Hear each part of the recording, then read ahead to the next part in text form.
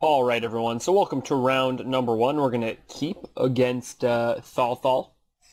We're ready to go. This is a pretty standard zombies hand. It's good that we might be against green-black. That is one of our better matchups. We're going to go with the Dread Wanderer here. The reason for the Dread Wanderer, by the way, I hope you can hear the ice cream man outside. It's been really warm these 3 days. Yesterday, today, and tomorrow, all like mid-80s here in Connecticut. It's going to get back down to the 70s soon, though, like, thank God. Oh, man. I hate the heat. I also hate the cold, though, so you can't always have it both ways, but I would like to. So our opponent's going to attune here, which probably puts them on green-black energy, so I would expect, like, maybe a green-belt Rampager to come up after this. Yep, forcing the green-belt Rampager sounds about like what they want to do here. So, after that, like, there's really not that much we can do. I mean, if we draw Swamp, we're going to Crypt Breaker Dread Wanderer. If we don't draw Swamp, we're just going to Scrap Heap Scrounger. That is also going to lead to a Scrap Heap Scrounger. We do have 2 removal spells in our hand, but we don't need to use them both immediately. Again, they're going to be, we would like to draw Swamp. So if we draw an untapped Swamp here, then my guess is that we're going to Crypt Breaker Dread Wanderer. Just for doing the... It also depends on what they play, right? If they play like a Glint Sleeve Siphoner, we might just Dark Salvation, make a guy, and then the next turn be able to Crypt Breaker on... Yeah, there are a lot of interesting lines that we can take here. Obviously, we're not blocking. We assume they're attacking for 3. They're not winning this race. I mean, at some point we can just make like infinite chump blockers and tap down all their guys and stuff, so I'm not very worried about the race here. We know they have a forest in hand, so they're not missing land drop number 3 for sure. This Hissing Quagmire can get a little annoying in the late game, but I mean, at the point that we've turned the corner, it's not going to be annoying at all. So Longtusk Cub is a card that we're going to want to kill. Unfortunately, they might have Blossoming Defense, so Blossoming Defenses. So that can make it a little trickier. If they attune with Aether here, that also makes it trickier. Okay, so no attune with Aether. Okay, so what I like doing here is attacking. If they block and pump, we can Anguished and Making in response. Kind of set them back. We could also Crypt Breaker Dread Wanderer. That sets us up for next turn, because then we can Dark Salvation for 4. I actually think I like the aggressive line here. If they want to trade with either of our guys, that's fine, even if they end up trading with the Dread Wanderer, because if we play the Crypt Break and the Dread Wanderer, next turn we're going to Dark Salvation for a total of 3, okay. Yeah, so now we get to Crypt Breaker Dread Wanderer, which is exactly what we wanted to do. This Plains could stay in our hand, but it could get played out. Again, this deck has 5 drops, something that... the old zombie deck I was playing that was more low to the ground didn't have. We're not very afraid of taking 5 here. Again, they don't have a lot of reach, and we're going to have more chump blockers than we would need at some point, I would imagine.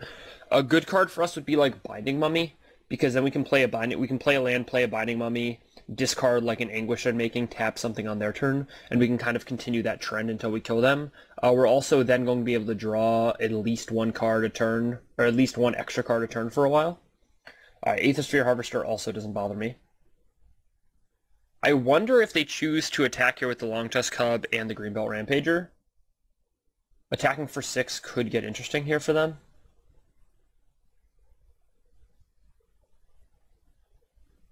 So they're going to choose to do that.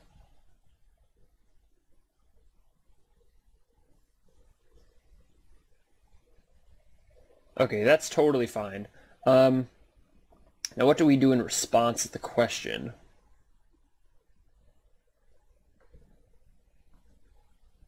One, 2, 3, 4, 5, 6, 7, 8.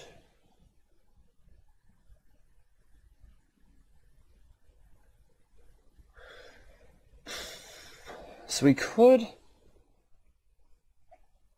could attack for 8 and then like Anguished and Making this. So if he puts a counter here, he's attacking for 1, 2, 3, 4, 5, 6, 7, so that doesn't do it, and then we kill him on the crack back. That's possible. We could also attack with Scrap Heap Scrounger, plan on double blocking Greenbelt Rampager or Long Tusk Cub, drawing a card, and Anguished Unmaking. But if we're going to Anguished Unmaking, we might as well attack. Alright, so I like attacking here. I also like playing this Plains because that means that an untapped land, which is most of our deck, right? We have 18 untapped lands, so that means we have 15 left in the deck. So that also means that an untapped land, which is roughly 30% of our draws at this point, is Dark Salvation plus 2 zombies. And these zombies don't come into the battlefield tap, so we are going to be able to chump block with them. Again, a large part of our game plan here is just chump blocking.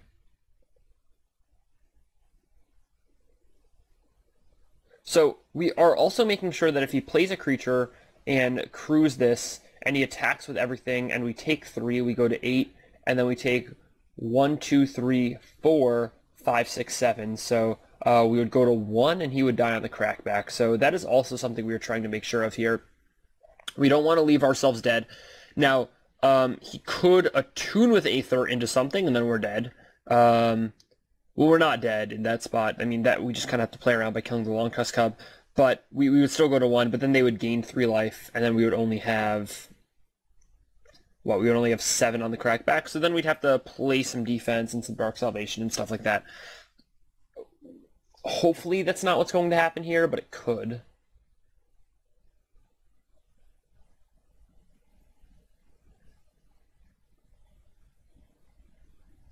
Okay, so we're just going to take the 7 here.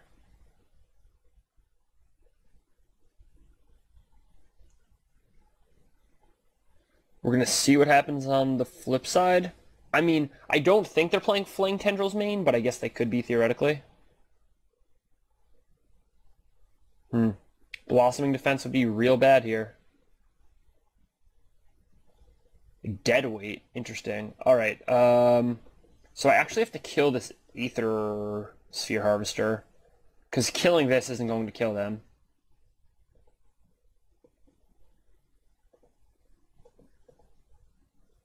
Alright, so I would really like to draw an untapped land here. Another Crypt Breaker. Not an untapped land, but totally fine. This means that we can kill this Long Tusk Cub, the growing one.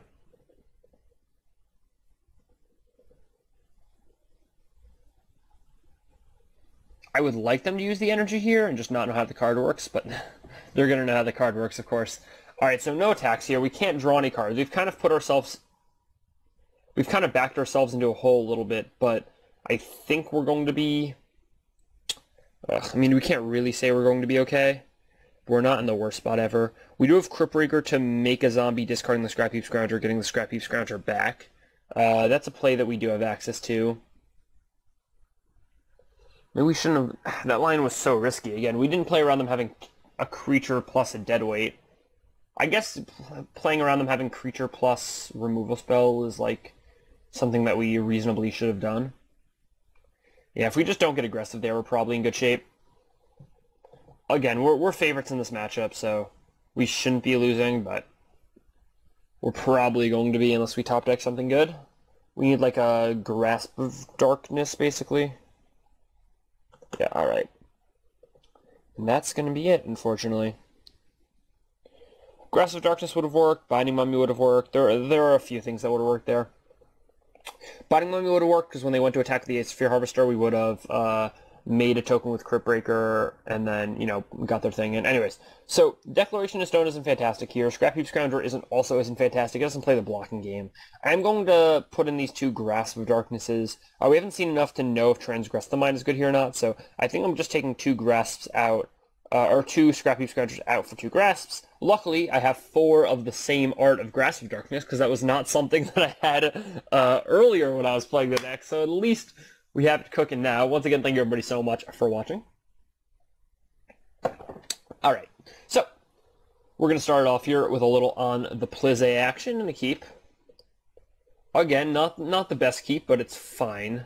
We have 2 removal spells and a Dread Wanderer. One of our removal spells luckily makes dude, so it's even better than a regular removal spell. I'm going to start with the Mismatched Swamps.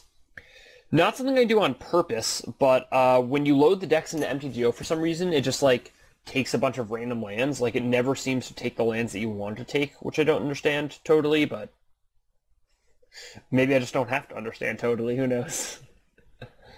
Alright, what am I getting here? A Greenbelt Rampager. Okay, so that's going to be bounced to its owner's hand. So I'm going to get in for 2 here. And hopefully we're going to draw something that's not a land. I would like a Binding Mummy. I would like, yeah, I would like any 2-drop, really. Liliana's Mastery also going to be fine. So we're going to Dread Wander. If they do what we expect them to do, they're either going to untap a Toon Rampager or just Rampager. Again, I mean, they might have like 4 swamps in the deck that prevent them from doing that. Alright, what are the cards? So I wonder if they just go straight 2-drop here. Trespasser's Curse. Enchanting me, I presume. Alright, so I am going to play a Binding Mummy, even though it's going to hurt me a little bit. Trespasser's Curse is a reasonable sideboard card. Is it the best sideboard card? I don't know. I've tried it in the Zombie's Mirror, and I didn't like it very much. Maybe just because of, like... Maybe...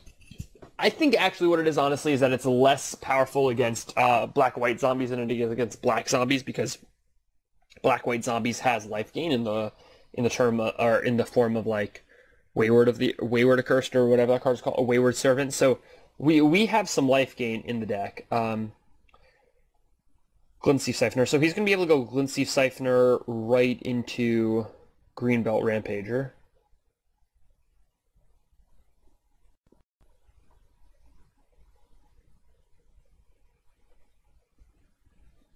And then what I'm going to want to do is get this Glintsteel Siphoner off the table.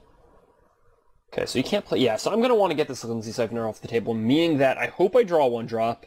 If I draw a 2-drop... If I draw a 2-drop, it's interesting between just like Dark Salvationing and making a zombie, and... Okay, so another Liliana's Mastery means we really need to draw a land here.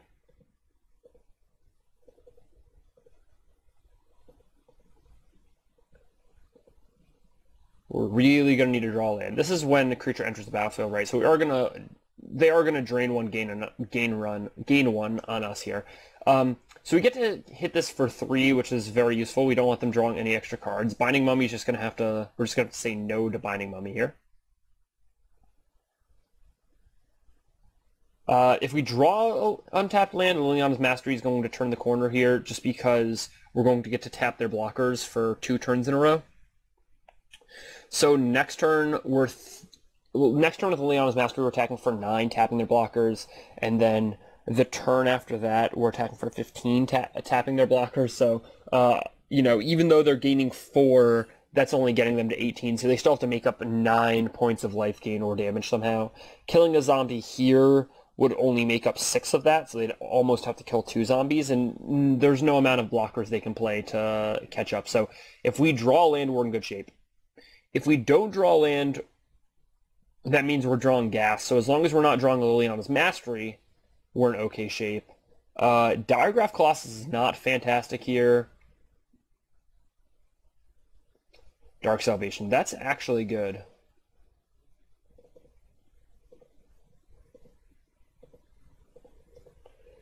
It does basically everything we want it to do here. It gets us in for 1, it taps down their other Greenbelt Rampager, it puts another zombie on the board in case there's a Liliana's Mastery next turn. So, no Blossoming Defense here is fantastic. Would love to use Binding Mummy's ability. So now we're going to get in for 6, which means that now our an untapped land is lethal next turn. And possibly not an untapped land is... No... Yeah, there are possibilities that, like, so a Lord is lethal next turn, right? So we have 4 Lords, and we have 14 untapped lands. So we basically have 18 lethal threats next turn, which is slightly less than half of our deck. So I wonder what else they have on this turn, but they could not... Oh, okay. They were Greenbelt Rampagers flooded there. So if Liliana's Mastery gets slammed here, We're going to have to attack with everything that's not a Binding Mummy and just tap down the Aether Sphere Harvester and a Greenbelt Rampager, I guess. Concealed Courtyard. Alright, so we're going to have to pass the turn here, knowing that we're going to win on the... Yeah, basically knowing that we're winning on the following turn. Wait, they're going to gain 2, go to 11, and then take 12? Yeah, so we're winning on the following turn, most likely. If not, we're for sure winning the turn after that. So this is a game that I would consider like 84% locked up. They do have outs. They don't have a ton of them, but they do have some. This they think is an out. So if they tap down one of these things to untap or to accrue Aether Sphere Harvester and then put all the counters on Aether Sphere Harvester, that's a play that they could consider here.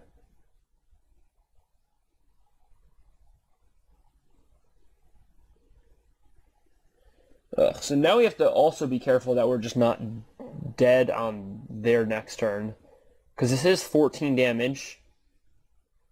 Alright, so we have to kill this Aether Sphere Harvester.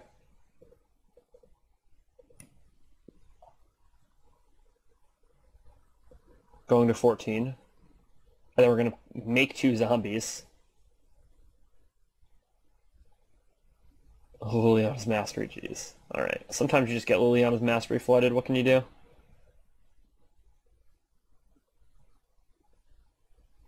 Alright, I'm going to tap down the Gear Hulk, and I'm going to tap down the Rampager.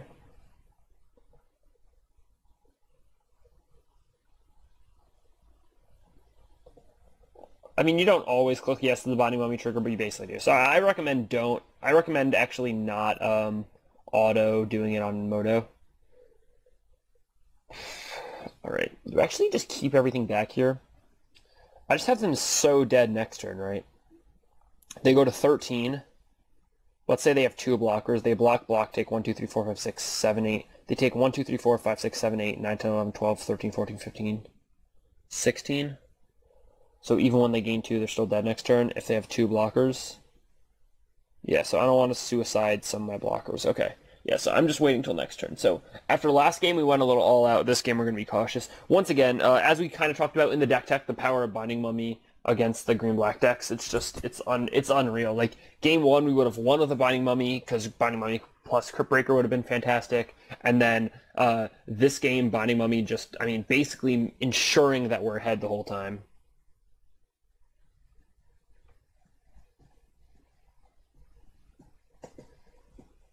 Yeah, so we actually have to block a bunch of stuff, because we have to play around Blossoming Defense here and removal spells. It's actually a little annoying. So we should definitely block one of these. And we should probably block Gear Hulk because it has Trample. So the theory here... What's the theory there? I don't want 2 removal spells to get us.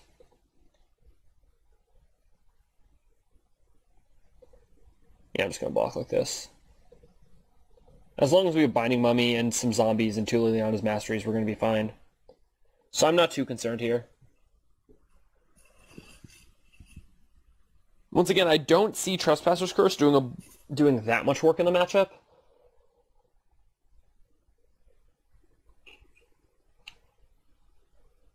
Alright. Yeah, let this happen. That's fine. I am all for this happening. Very happy with that trade. Okay, so even though we're going to 6 next turn, we're, again, still in a decent spot. We're not going to win the game next turn, right? Because even though this is going to be 12 damage, they're going to gain 2. Now, if we draw a Lord, we could win the game. Or so they have a Deadweight. Wonder why Deadweights instead of Fatal Pushes. Maybe it's a consideration for expense, but I'm not entirely sure of that.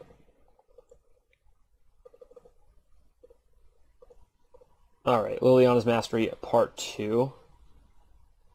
We're going to 6 here, so what can they top deck to really hurt us?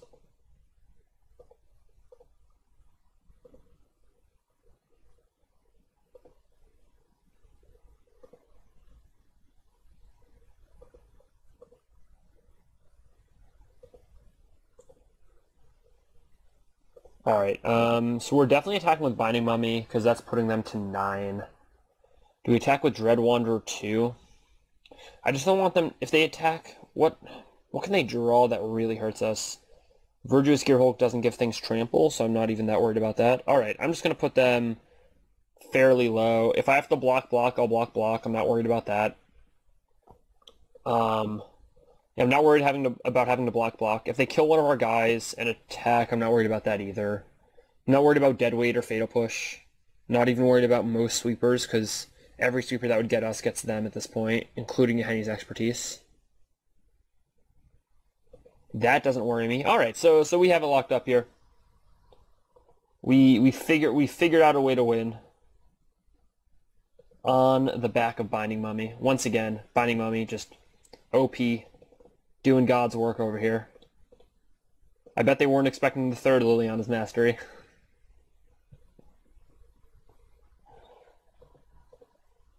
Yeah, I'm gonna go ahead and assume they were not expecting it, but you know, who knows?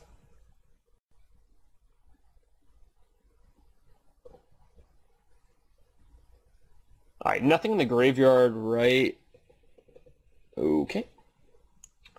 We're gonna proceed with the attacks as normal. And I believe that is the concession. Okay, so on to game number 3 here. A bit of an interesting one. They have a lower to the ground green-black deck than normal. Also, with us out without Fatal Pushes, we're actually this is actually a bit harder for us than I would have originally imagined. No Fatal Pushes really makes this difficult. Again, I still think that we're probably winning a lot of the time. Are we winning more than like 55% of the time? I don't know. With Fatal Pushes, are we winning more than 50% of the time? Yes. I know this from personal experience, and just, I mean, Fatal Push obviously makes the matchup much better. Even if you only have 2 Fatal Pushes, 2 grasps, the ability just to kill like any sized thing is huge.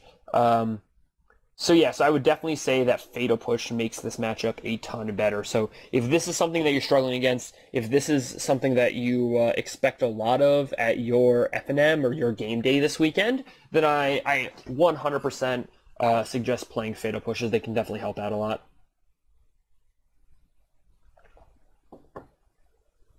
Alright, so we are going to get on with game number 3 here. So what am I expecting from my opponents?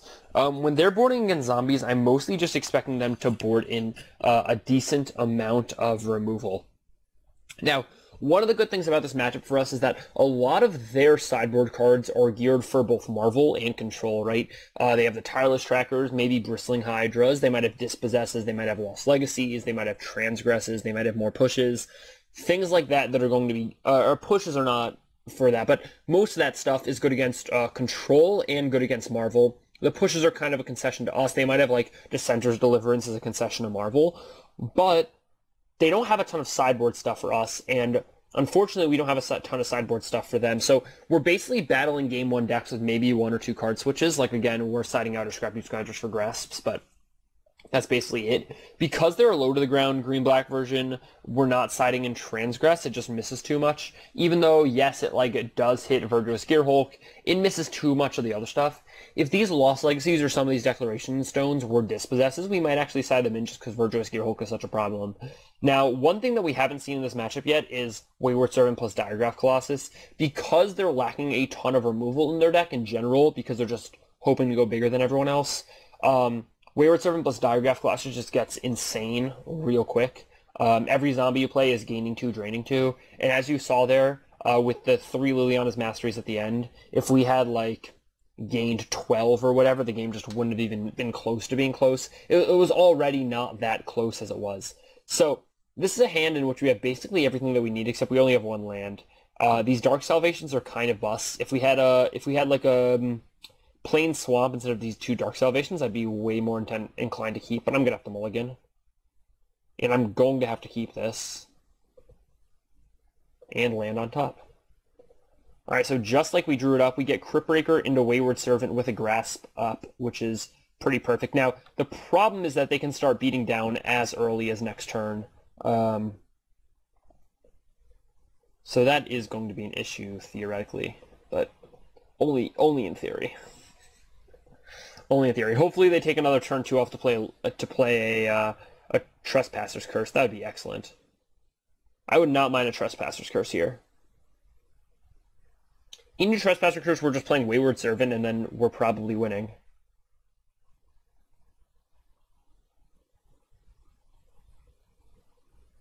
Alright, so we know that they could have something for turn 3. We also haven't seen any, ooh.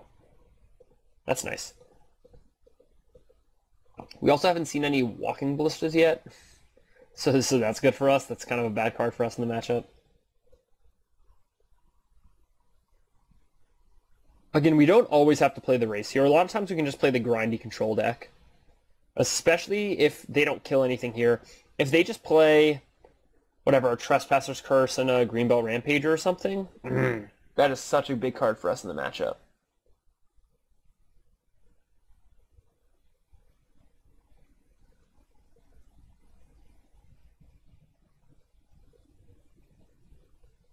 Those 2 white cards are just huge here. Every point of life, or most of the points of life, I should say, matter. And Binding Mummy's so big at tapping down other blockers so that we can get in. Winding Constrictor. Alright, so I'd like to draw a 1-drop here. We don't get there. So again, Binding Mummy's going to be good. The question is, do we have to kill this Winding Constrictor? And I just think that we do. And then I think we have to get in for 1.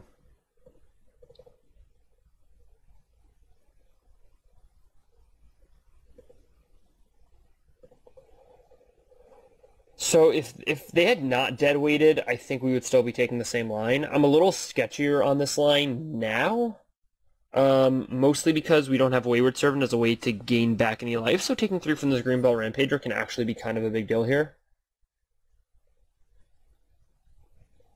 A lot of these decks, at least pre-Pro Tour, were playing Aether Hubs, a lot of the zombie decks. And that's something I got a lot of hate for, actually, in the comments of some of my decks. Like, why would you ever play Aether Hub? You don't make any energy. Like, what the heck is that land doing? And really just, like, at that point, a lot of these decks still had... cards like Relentless Dead in the main deck. And so that was kind of a concession there. Alright, so 1 card in hand. We're not truly dead, but we're going to have to get our grind on real quick. I would like to draw a 1-drop this turn. I would like to draw another Crypt Breaker, actually. Crypt Breaker is the best draw. This is also a spot where Fatal Push is just fantastic. If that Grasp was a Fatal Push, being able to Binding Mummy and push the Constrictor last turn just opens us up to like such a better line on this turn.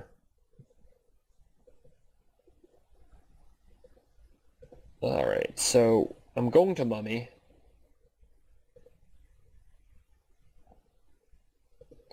We're then going to see the power of Crypt Breaker.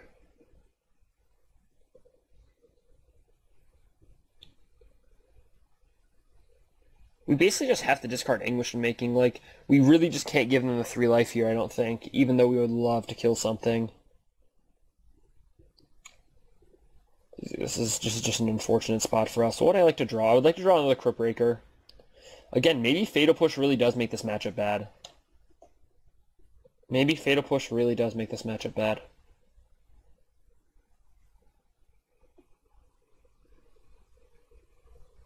Alright, so we're going to discard Anguish and Making. Making a zombie. Tapping down a Long Tusk Cub.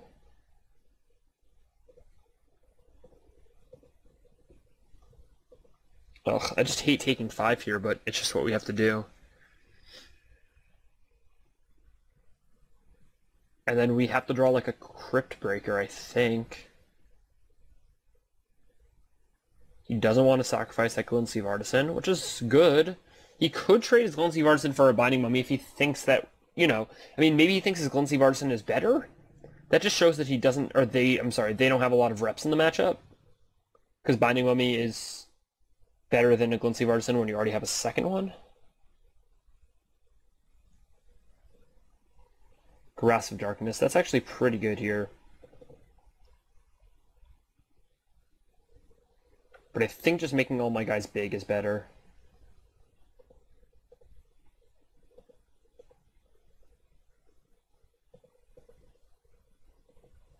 Alright, so now with anything I draw, I can try to turn the corner next turn. What I mean by try to turn the corner is I can start drawing more than 1 card a turn.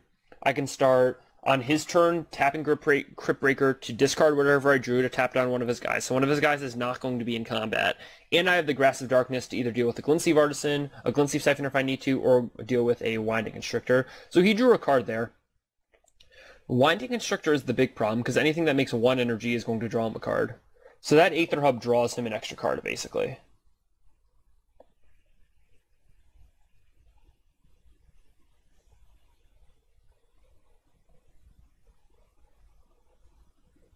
I think he's just attacking for 7 here. Which we kind of have to take. Ugh, making 3 energy is just the worst, though.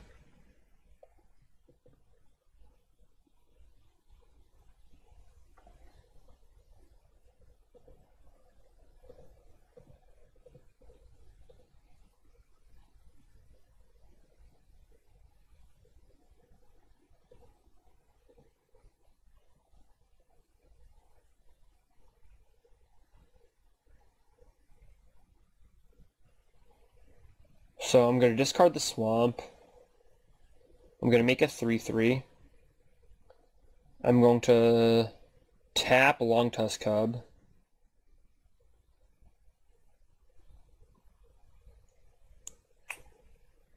I'm going to grasp something. Yeah, seems right. This is so sketchy. What if he just attacks everything? I have to, like, block, double block, and then I'm alive. But barely. 1, 2, 3, 4, 5, 6, 7, 8, 9, 10. So I'm still a turn or 2 away from setting up Zombie Lethal. Zombie Lethal is when you menace all your zombies to get lethal. Sorry if that wasn't clear. In the streets we call it Zombie Lethal. It's a special kind of lethal. It's kind of like chat lethal. Kind of. This is a Virtuous Gearhulk, right?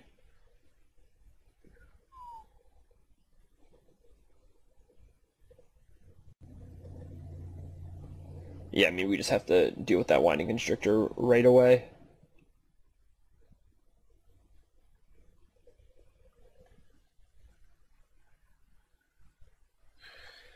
I mean, he has to be I want to almost say that he has to be kind of careful here with attacking with too much, because he could just die to Zombie Lethal, but, like, does he really? I mean, he's at 16. I would like him to think that he has to, or I'd like them to think they have to be, but they don't have to be. Alright, beginning of combat, gonna discard.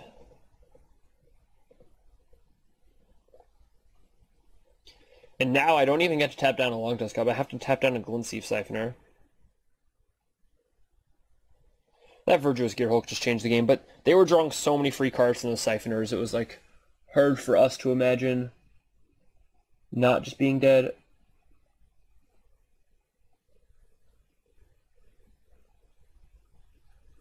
Alright.